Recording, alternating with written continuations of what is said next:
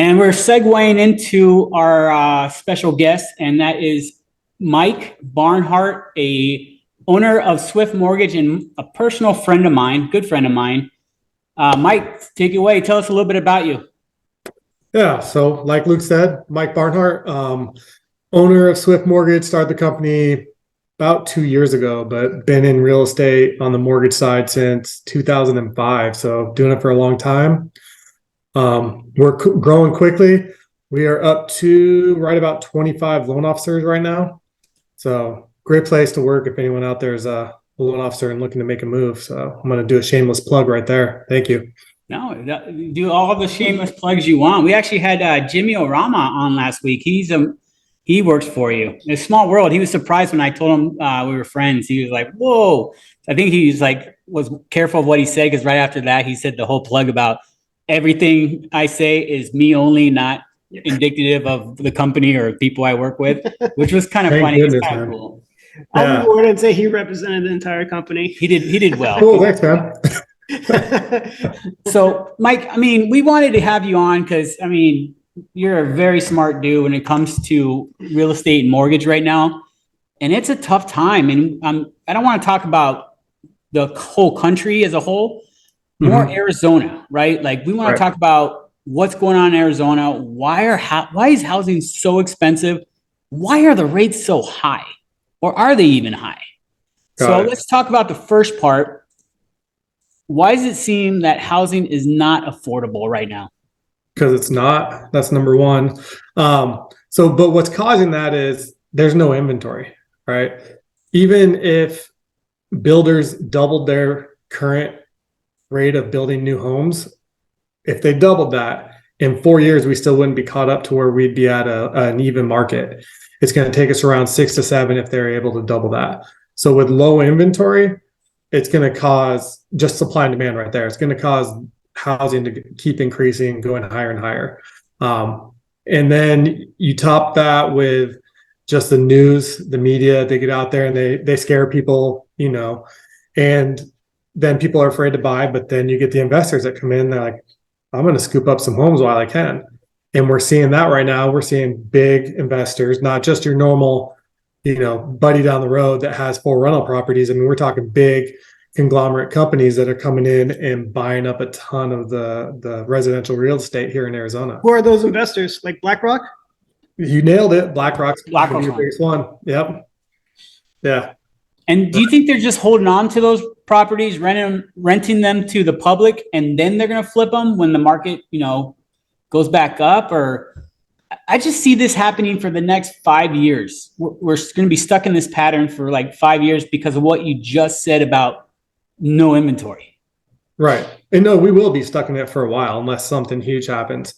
But I don't think they're going to flip a ton of them unless they have to due to their portfolio or something. But they're so big, they want to turn us into a society of renters.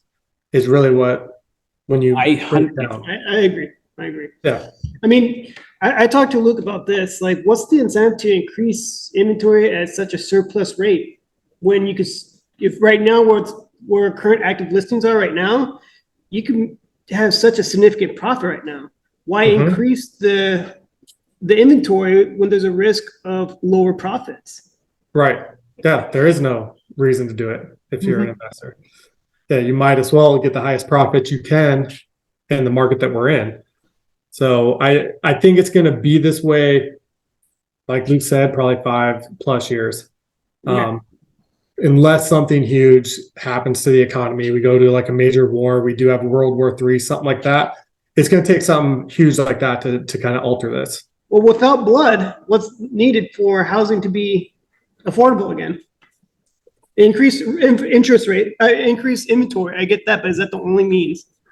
I mean, if you shoot interest rates up through the roof, if interest rates get into that 12-14% range, then you can start to see, you're going to see a lot of people just back out. So they're not going to want to buy. They're not going to want to sell. Well, they'll want to sell, but they're not going to want to buy. So they're going to sit on the sidelines.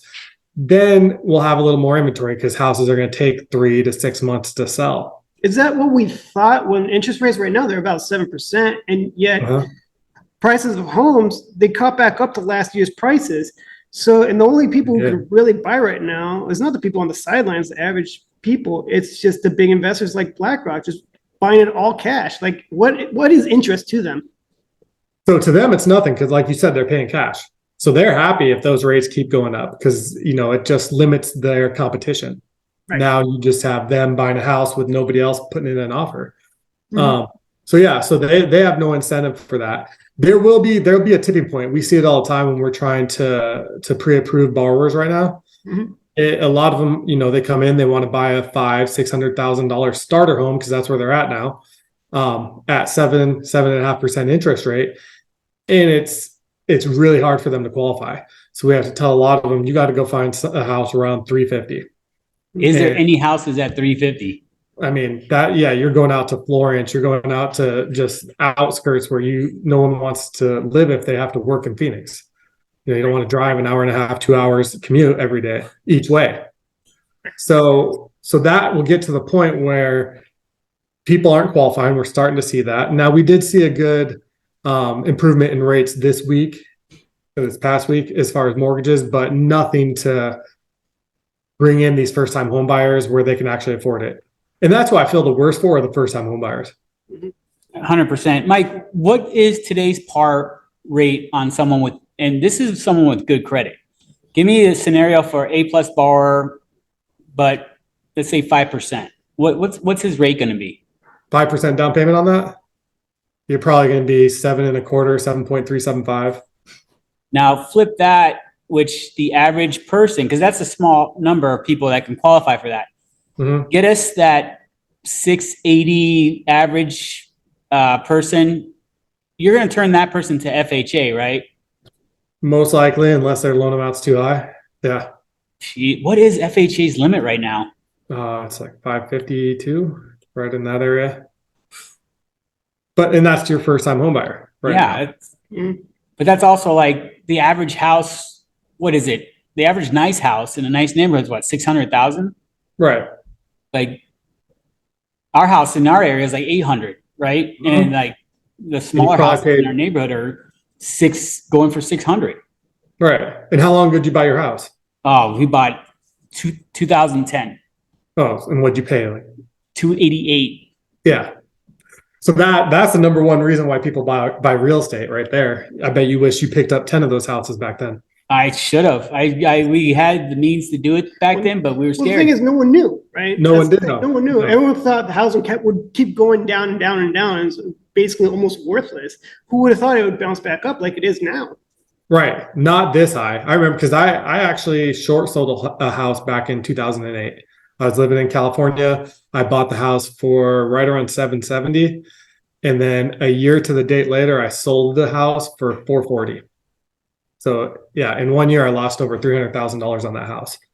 So that kind of put me, I guess, in the backseat. I was a little nervous about jumping back into investing in real estate for a while. And I think there's a lot of people like me that happened to that were afraid to get in. Mm-hmm. I mean, there's a lot of stories of people making money on real estate, but there's also a lot of people that have lost money on real estate, right? Oh, yeah. Especially the house flippers that, what was it? Not this last March, but the March before when the market started to go down. I have some friends that, they bought a house, they were going to flip it, but construction was expensive and it took a while for it to finish. And their house price, kept going down on them. Mm-hmm. And they sold at a loss because no one wanted to buy it, right? So do you think flipping is smart in this environment, or does it take a special kind of person to be able to flip right now? So I think it's still smart in this environment, but it depends. If you're able to get a good deal, if you know what you're doing, if you're able to use your own money and you don't have to go to hard money and pay those interest rates and points for hard money, then it makes sense. Make sure you have your own contractors in place, like everyone that that can work on the house. But if you're a novice to it, no, I don't think it's a smart decision right now. I know smart investors who can look at a crap house, walk in there and be like, yeah, this will cost about $55,000. There's a lot of novice investors walking there like, I think I could get this done in like $20,000, and they're way over the head. Yes, you're right. And then there goes all their profits. They're upside down. Mhm. And then also, do they have their real estate license? Are they paying real estate commissions to somebody else? I mean, that stuff eats That's up true. all your profits. Mhm. Hey, for our investors, you said something that some people probably are thinking, what does that mean? Can you explain what points are? Yeah. So 1 point is basically 1% of the loan amount. So to get the interest rate lower, you have to pay points. It's not linear, like 1 point gets you a quarter better in the interest rate, and then 2 points get you a half. It's not linear like that, where you just have to ask your loan officer how much it's going to be to get you that rate. And one of the things I always tell everyone, make sure you do an ROI when you're looking like how long is it going to take you to break even on buying points? Because a lot of times it takes longer than you think. And in our current environment, I don't necessarily think it's the best decision right now, because I think rates are going to come down. And when they do, you could just refinance into that lower one instead of paying points. I'm only a big fan of paying points if, back when rates were 3%, if you want to get it to 2.5, it's never going back down there. So lock it up. Or if you have the seller paying and you're doing a temporary buy down, like a 2-1 buy down, I'm a fan of that, just because seller's paying for it for one. But if you refinance in, say, a year, but you bought the rate down for 2 years on that program, you get that second year back. It actually comes off the principal balance of your loan. It doesn't just go away like a permanent rate buy down does. You don't lose that money. So points. What makes you think that rates are going to go down? We're guaranteed 2 more rate hikes this year. Right. So we're talking next year, maybe within 3 years. Let's go that far. The first rate hike that we know for sure, I know the Fed said 2, but the market thinks 1, and that's already baked into our current rates. So if they go ahead with the second one, then we will probably see rates tick up a little bit. But if they say no, we'll see them come down. And a lot of this coming up Wednesday, when we get the Fed meeting, that's going to be huge for what we see rates doing. So this Wednesday is going to be a big one for us. I think rates are going to come down just because we're hitting our inflation numbers. We're seeing them come lower and lower. We're almost to that 2.2 that the Fed wants us at. I mean, I think this next report will probably be right under 3%. And then the closer we get to that, they're going to ease up. People are going to feel more comfortable. And that's where we're going to see rates start to tick down. I don't think they're going to get down to the 3s by any means, probably not even the 4s. I think in the next year, we might see high 5s. I think 5s is, man, it's still in reality low. I mean, you're an OG since 2005. I've done it, Chase 2007. Like, we were doing mortgages at par pricing at 7.875, Right. and then people paying points to get it down. And then I started seeing it go down, and I thought right around 5% was the average. From then to now, like 5% was that sweet spot. If you can get someone in the 5%, that's a great deal. Yeah. I think, and correct me if I'm wrong, when we had Corona and all this and rates got down to 3, like we have a 2.25 30-year that we bought down because we're like, it's never going to get this low. Let's do it. Never. I had people saying, you have so much equity, cash out, get a rental. I should have done that. And I was like, no, I'll cash out, remodel my whole house, and I'm happy. I should have listened, because I had all that equity just sitting in the house. But with the rates being as low as they were, I don't think people want to move. Like you were saying earlier, I think that has to do with the not enough inventory. Right. I think if rates start to go, and this is my personal opinion, if they go low 5s, I think people might start thinking about moving again, or at least buying another property and saying, move up buyer. Yeah, move up buyer, and then rent their home, right? I agree. I mean, was it 60% of people they said have a 3.5% rate or lower right now? So that's a huge problem where they don't want to move. But if you get them a 5, they might. That's definitely, you're going to open up some people that are going to say, you know what, I will move for a 5. I can rent out my current home if I need to. I can do a HELOC, take out that equity, put it down on a new house, not even have to refinance that 2.25. Something like that. You'll see more of that. It's just if you're going in a move up home and you're going from a current $400,000 mortgage and you're jumping it to $700,000 and you're going from 2.5 to 7 or 8, that payment's going to kill you. But I think as like someone like you, I know you're like like, that's why I like having you on. You're super smart. I trust you and is number one. You're like my number one. You and Matt Primrose, 1A, 1B, whatever. I'm But it's, but as far as like the move up person, and they're saying, well, it's 700,000, it's going to go up 5%. That's too much. But you're giving them a reason. Well, you want to move up because your family's getting bigger or whatever. Plus, you can rent that property and you make up the difference, and you always will have that property. I think educating them, and I know you guys do a good job of educating your borrowers.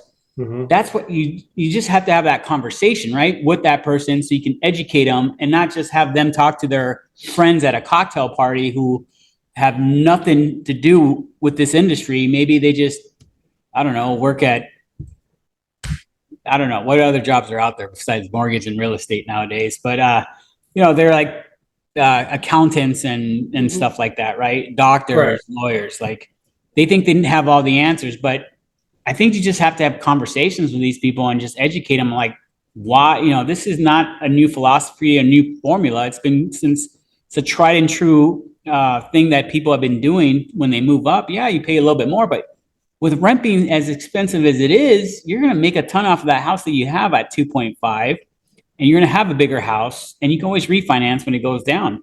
Like, do you find it hard to even have those conversations sometimes with these people? So some people, yes, I mean, but the majority, I would say no. The reason is we're pretty good about putting pen to paper. So we'll run the numbers for them, pull comps, we'll pull rental comps for them, and let them know, hey, your current mortgage is 2,200. You can get 3,500 a month out of this. The new mortgage might go up a bit, but that extra 1,300 right there, you're going to be able to apply towards your new home. Now you just offset what it was going to go up. You're in the same Right. situation, but now you have a renter paying down your mortgage every month for you on that first home. And you just rinse and repeat that same cycle and do that again. And that's how people build, a portfolio of real estate homes. And generational wealth too. Yeah, 100%. That's how you get the generational wealth right there. I mean, if you keep those houses for 20 years and you pay them off because you can apply that additional towards that. You pick up 4 or 5 houses after 20 years and you sell those, you're done. You're retiring. I mean, even if it was today, if you bought those 20 years ago, yeah, 300,000, you sell them today for 600,000, 300,000 on each one, you're going to build enough right there that you could just retire along with whatever retirement plans you have. It's a nice nest egg. Hey, I know we talked about shameless plugs, but tell us about, I used to watch a show of yours because I always like to support my friends. Tell us about that show that you do with our friend Jason. Yeah. So it's a real estate power hour. It is on the Patriot. So we record it every Wednesday and do Facebook Live. And then it airs every Sunday at 5 p.m. on the radio. So yeah, we've been doing that. It's the longest running real estate radio show in Arizona. It's just over 20 years now. So I didn't start on it 20 years ago. Jason did. But yeah. You can tell Jason's a little old or long in the tooth. Just kidding. Just kidding, Jason. It's a good show. I started watching it. I think it's really good. And I got to know a little bit about Oliver. He seems like a good dude too. So, yeah. But you get a lot of useful information doing that. But stepping away from the real estate side, what do you see happening in mortgages, period? Well, I see a lot of loan officers leaving the industry. That's one. Right now, as it tightens up and there's not as much inventory, that affects realtors, loan officers, insurance people. It goes down the threshold there. But that's the one thing I'm going to see. So if a loan officer can stick it out through this and get to the other side, they're going to be in a great position. And of course, Luke, this is what happens. You get to the good times and we're going to see a plethora of new loan officers come into the market. Right? They're gonna step in, and when the times are good, that's what they do. But they'll never know about the bad times. Right. And then when the cycle repeats again, they're gonna be like, "Oh, screw this industry," but they don't realize it's happened already 3 times to us, right? Like we've seen the ups and downs, and it hurts. I learned in 2008, when I was at Countrywide, like, oh my God, this is great. It's like Wolf of Wall Street. We're making so much money, at full spectrum lending. Yeah. And then when it went downhill, it was like the end of the world. And I'm thinking to myself, I didn't save any money. I was spending it like I was going to make these checks forever. right? Yeah. So that made me realize you got to start saving the majority of your check because those are big checks, and Mhm. having that saved up for a rainy day. But you're right. I think I forgot about the insurance people that they're infected by this as well. And a lot of realtors are, I had a buddy of mine call me last week saying he's getting out of the industry, going back to Cox. And I had another buddy of mine that was in retail. He's going back to the call center, Yeah. because, hey, they're going to give them a salary and, a 9 to 5. I mean, tell us about your industry. What you have. I mean, retail's tough. You're talking to realtors. You're trying to keep their, not just their business, but their trust. Talk to us about how that model, why is that model better? Or even better, why are brokers better? So for me, I think brokers are better. And it took me a while to actually see it because I worked in retail for a while. So I kind of bought into everything they said. I thought, you know what? I need my in-house underwriter. I need my credit services right there. I need my marketing team in-house. Well, the broker side has changed so much over the last few years where most of our lenders have all that stuff for us. Their technology has increased tenfold. So they have marketing for us. Their underwriters, I can pick up the phone and talk to them. That was no different than my in-house during COVID. He wasn't in the office anymore. You'd have to pick up the phone. So it's the same thing. I can jump on a Zoom like this with them. So that wasn't really any different. But what was different was the rates I could offer, the programs I could offer. If I had an appraisal come in low when I'm at retail on a conventional loan, that's it. I'm stuck. I can try to ask the appraiser to reconsider the value, but we all know how that goes. Yeah. The appraiser's like, I came up with this value. If I have to reconsider, you're telling me I suck at my job. 100%. Right. So that's tough. But on my end, okay, I didn't like that appraisal. I can move it over to one of my other lenders and order a whole new appraisal. And we do that time and time again if they come in low and we need to. So that's one of them. Everything we can offer. I can do reverse mortgages, land loans. I mean, one-time construction. There's so much more that I didn't realize was out there because I had to put them in this cookie cutter box. So I was turning away a lot of clients that I didn't have to. And on top of it, I wasn't giving them the best rate, even though I thought I was.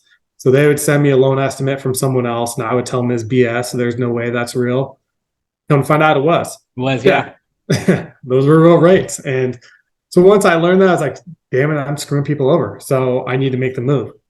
And just more control too. I thought I wasn't going to have control. I have so much more control. I can get my docs out on my own. I can push a button, send them out, CD on day one. If you're not in the industry, those things just mean that I can close a hell of a lot quicker. My I've average, seen that with your company. You guys close really quick.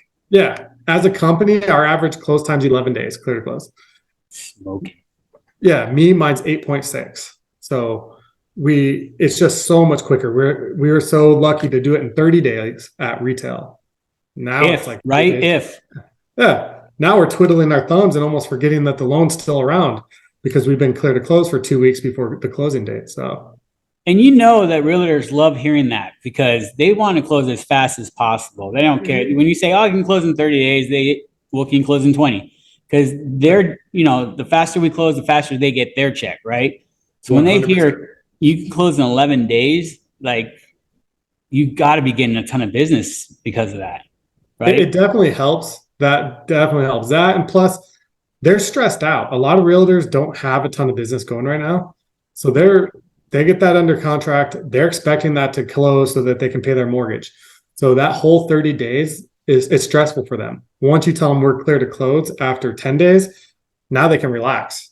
Even if, we're not closing for another 20 after that, but they know we're clear to close, nothing else to worry about. Exactly.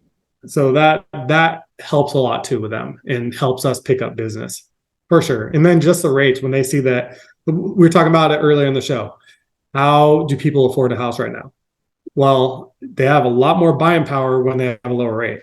So the fact that I can come in with a lower rate than most other larger companies, I have to say most, it's like 99% of the time I can, but just in case I can't, that 1%, gotta put that out there. But that's going to increase the customer's buying power, right? So now that gets them into more houses. That opens up the opportunity because now they can look at houses that maybe they couldn't with a different loan officer or a different company they were working with. So for the realtor, I mean, it helps their paycheck too. But one, I don't think most of them care so much about $50,000 increase in purchasing power as much as they do of getting that to close. Because if it doesn't close and they can't find a house they like, they don't get paid.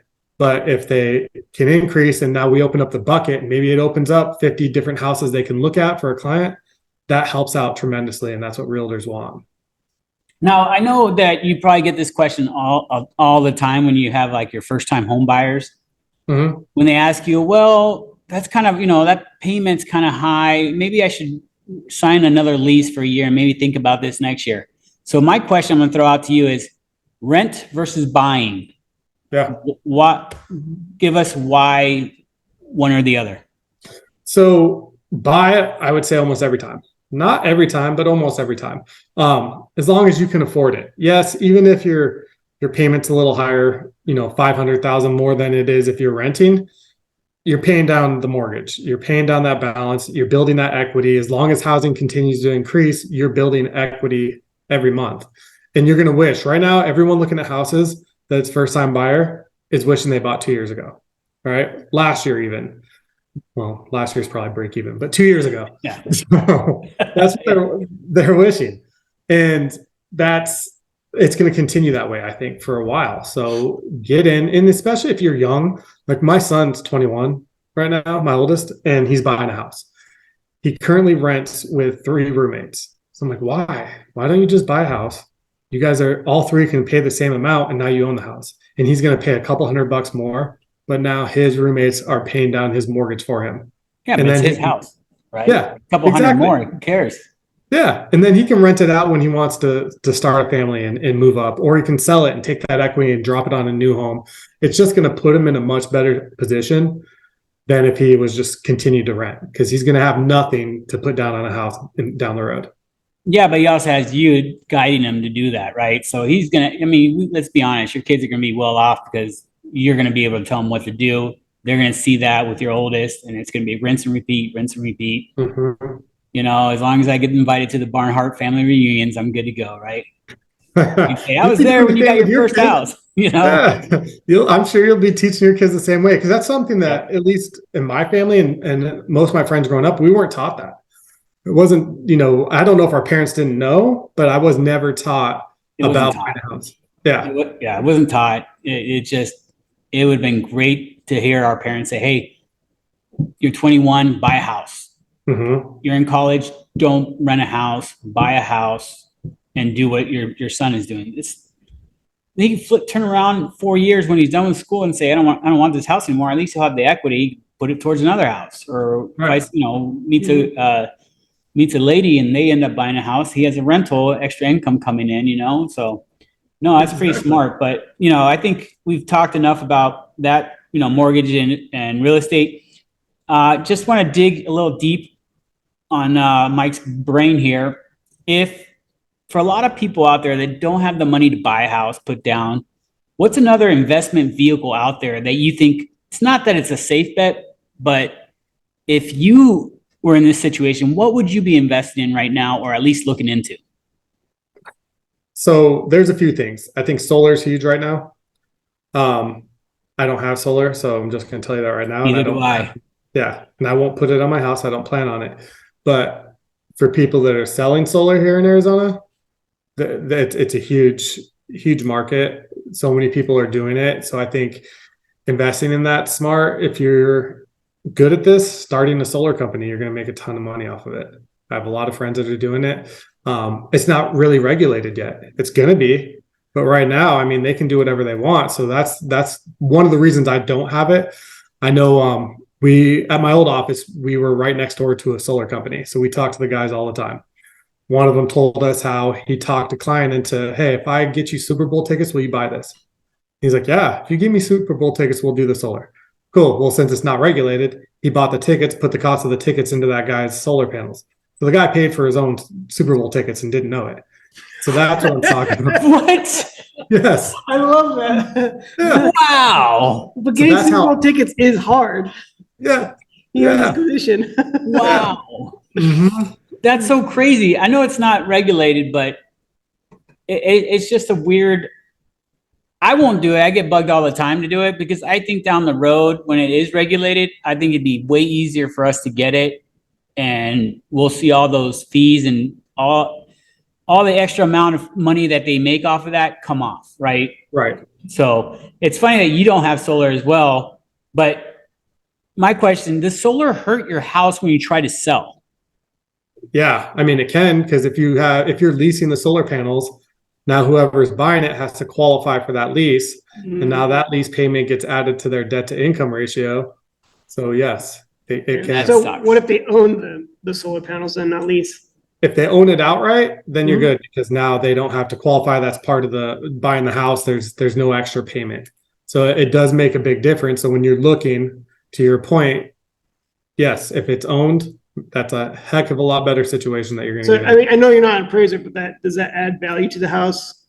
It will a little bit. Mhm. And once again, it depends on your appraiser, how much they add, but it's not a ton, but it will. So if I was looking at a house right now and I was going to buy it and it had solar on there and it was owned outright, paid off, I would definitely be like, that's a benefit. But if I was looking at a house and I'm taking over a lease payment on the solar, then no. And especially because it's hard for them to break even. It's getting better. It used to be Mhm. great, and then it got bad, and now it's getting a little bit better. But half the time, what you're paying, you're breaking even.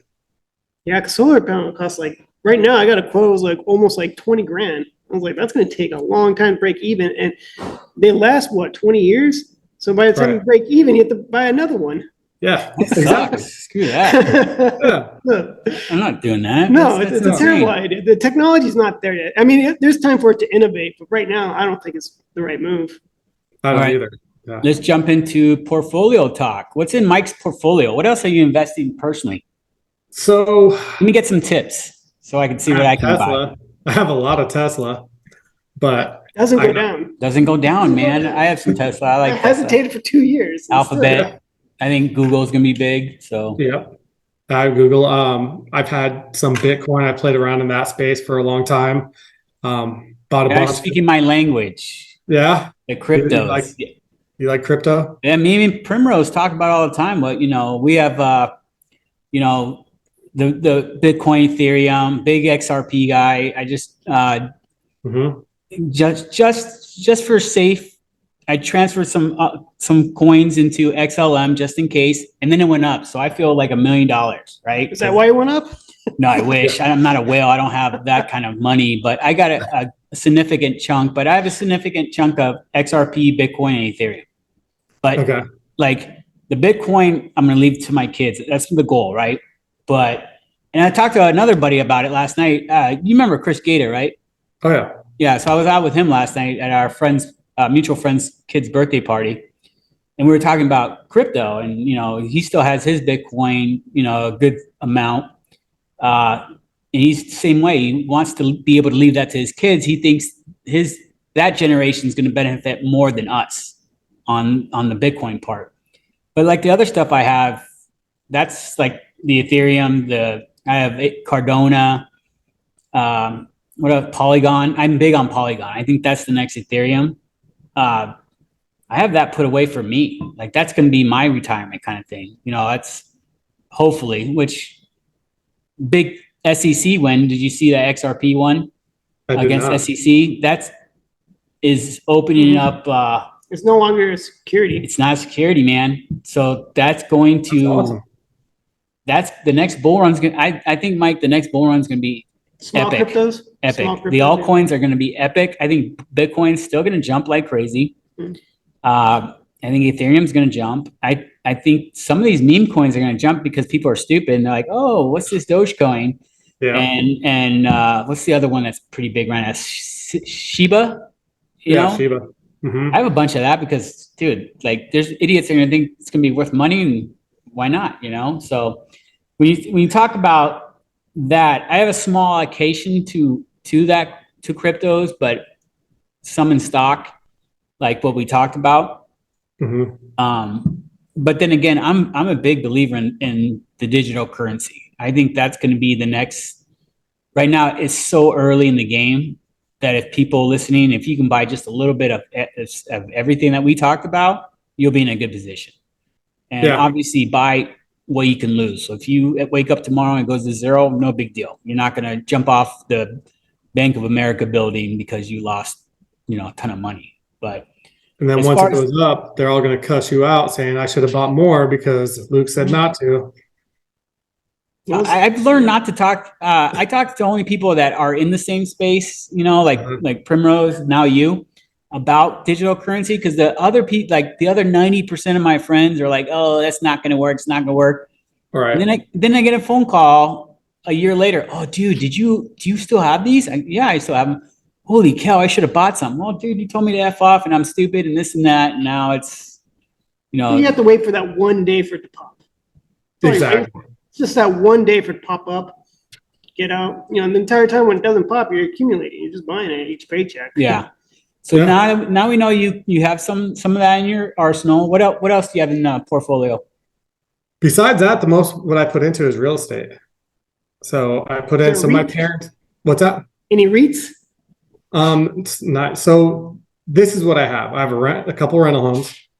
I have, I'll invest. So my parents own a Best Western.